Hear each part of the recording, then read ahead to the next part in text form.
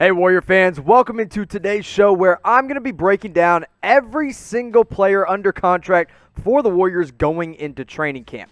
They have all 20 roster spots filled, and we're going to talk about all the guys under contract, not including, unfortunately, Klay Thompson. Now, training camp opens up today, and with the Golden State Warriors, look, they have that full 20-man roster, but they still have the disabled player exception that they can use either on an available free agent right now, like a guy like Dwayne Dedmon if they want to go with a big man, or they could use that to trade for another salary if they want to. Now, Nico Mannion, their second-round pick this past year out of Arizona, has taken up one two-way roster spot, but there's still one two-way contract left to give. And at the end of today's show, I'm going to talk about some of the guys that might get that two-way contract. Mannion getting that deal was kind of interesting to me. I thought he'd be a full-time roster spot, a guaranteed player, but the one thing to remember with two-way players this year, because it's a weird year, because it's 2020, a two-way player does not have a limited amount of time they can spend with their team. They can spend as much time as they want to this year. There's no limited days. Now we're going to get into the roster here in just a moment. I'm going to tell you who I think the starters will be and all the rotation pieces as well, but I need y'all's help. I need you to help me get this Warriors channel to 10,000 subscribers because we've already hit 9,000 and it happened like that. And with the season coming up very, very soon, literally on December 22nd, I want to get to 10,000 before we get to December 22nd. And I think we can do that pretty easily if you guys just scroll on down and hit that big red subscribe button or go to that link you see on the screen, youtube.com/WarriorsTV. Let's start off today's show with the projected starters. And I think everyone's kind of universally in agreement here on who should start for the Warriors. Steph Curry, obviously your starting point guard. He's going to come back in MVP form. We'll go more in depth on him in just a minute.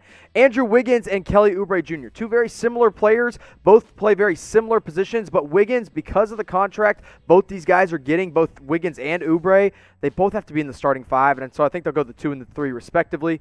Draymond, of course, at the 4. I think his year is going to very much dictate how this season goes. And then the number 2 pick in the 2020 NBA draft, James Wiseman should be your starting center. But let's start with that man, Stephen Curry, who should be returning for a big MVP type year. Now, remember, even though Curry was hurt last year, he still ended up playing in 5 games before the season was put on halt, and the Warriors season as a whole was cut short. So in those 5 games, obviously he started slowly and ramped himself back up, but he ended up averaging about 28 minutes per game, which wasn't bad. And in all honesty, I think Stephen Curry could have returned a little bit earlier if the Warriors were playing for anything besides a better chance at the number 1 overall pick. Now, the one thing that did worry me a little bit in that 5-game appearance for Steph was that three-point percentage where he took 10 three-pointers per game, but only shot 25% from 3. Now, the reason I'm not too worried about it is because, number 1, he's Stephen Curry, and number 2, he wasn't in any kind of rhythm. He was just getting back. He was completely just thrown into a brand-new team. He had nothing going for him, but this year, I don't think that's going to be a big problem. We know what we're going to get from Steph Curry, but the 2 guys that I'm not 100% sure what we're going to get from yet are Kelly Oubre and Andrew Wiggins.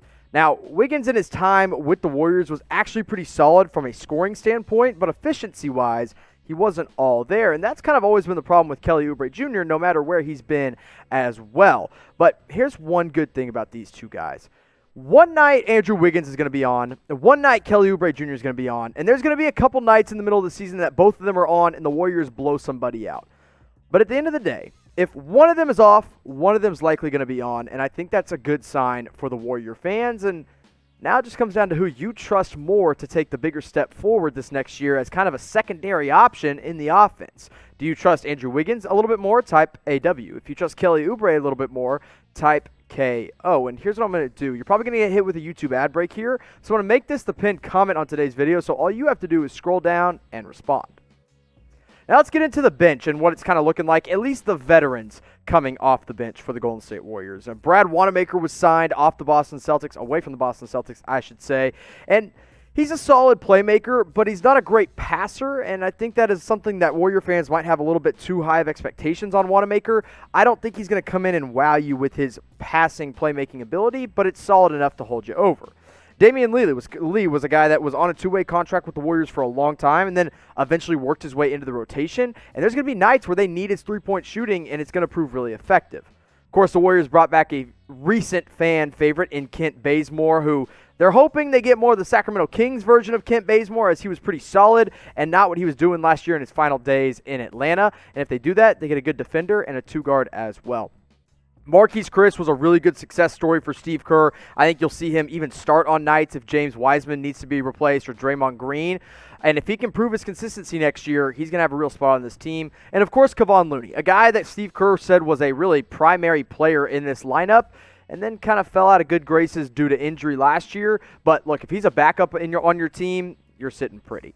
Now, those are the veterans, but let's talk about the young guys, the guys that have a chance to really develop with this team and develop with such a great core that the Warriors have when healthy. Nico Mannion, guy they drafted in the second round, he'll be on a two-way contract. We'll see how many minutes he actually gets in the NBA, but I believe in Nico as he put up 14 points per game his only year at Arizona. Second-year man Jordan Poole was a bit of a surprise, a great three-point shooter. I think him backing up all the guys that are already in the rotation and kind of being, your 12th or 13th man off the bench, you're going to be in a pretty good spot. Alen Smailagic is a guy they drafted last year in the second round off their own G League team. Maybe he comes in and gives you some kind of spark. And then Eric Pascal, I actually believe in really heavily. In fact, I think Eric Pascal could move up over Kevon Looney and Marquise Chris by the end of the year when it's all said and done. But of those four guys, I'm not including James Wiseman because he's the obvious answer. But of those four guys that I just showed you, Jordan Poole, Nico Mannion, Eric Pascal, or Alen Smailagic, which of those guys are you the most excited about going forward with this Warriors team? Maybe it is Nico. Maybe it's Eric Pascal. I personally would go with Pascal. I think he's the most steady of them. But let me know what you guys think in the comment section. The one player you are the most excited about next season. Now, before we get into our final pieces of this Warriors team, I want to tell you about this awesome deal happening at Fanatics right now for you Warrior fans alone. When you go to chatsports.com/NBA mask, you can find these Golden State Warrior-themed face masks for 30% off. Y'all, the NBA season is coming back, and we're going to be allowed back in stadiums eventually. And when that happens, you're going to have to be wearing a mask, so you might as well rep your favorite team while you do it. I know wherever you are right now, you got to wear a face mask, so you might as well wear one that has your favorite team logo on it and your favorite design. Especially with Christmas coming right around the corner, you can get these as some great stocking stuffers for the Warriors fan in your life for 30% off. Go pick one up today at chatsports.com/NBA mask. Fanatics is the best place to find all your team face coverings. Now, let's get into kind of the camp invites on this team, aka the guys that don't have guaranteed contracts right now but could be fighting for a spot when it's all said and done. Michael Mulder is a guy who has spent some time with the Warriors already. He's been in the G League system in and out, but at 26 years old, he might be getting phased out in training camp. Same with Dwayne Sutton. He's a rookie coming in that was undrafted. He's a sharpshooter, which always gives you a chance in the NBA, but I think you'll see some more of him in Santa Cruz. Juan Toscano-Anderson is a great success story, but unfortunately, I'm not sure he has a spot on this roster. Maybe if they really feel like they need another 6'6" wing, he could do it. Axel Toupane, a French forward who has played in the NBA a little bit with the Denver Nuggets, but at 28, this is a guy that I don't think you'll see more than 5 minutes in the preseason. But the guy I do want to focus on is another undrafted guy, Caleb Wesson out of Ohio State, who the Warriors went out and signed, and I think has a real chance at getting the second two-way spot on this roster. In an NBA draft combine drill, he shot 80% in the drill, which is better than anyone else in the entire drill. That includes Emmanuel Quickley and other solid guards, not just big men. And this guy is a 6'9", 270-pound big man. You might be like, he's a little overweight. Well, guess what? He's already dropped 60 pounds since his freshman year with the Buckeyes. Now, the problem is he's not a very good defender because he's still slow from kind of losing all that weight, not really ever being a quick big man.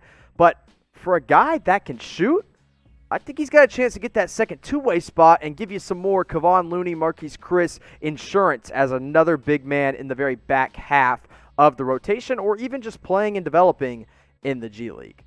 Now, I just broke down the entire roster. I went all the way, like I said, from Steph Curry to Caleb Wesson, who you might not have known anything about, but now you do. So what I want you to do is scroll down to the comment section. You're all the way at the end of the video. You might as well go ahead and do it and predict how many wins the Warriors are going to finish with in 2021. Remember, it's a shortened season. We only have 72 games. So keep that in mind when you're predicting your wins. Or if you want to send it to me on Twitter, go ahead and follow me on Twitter at Jimmy_Crowther.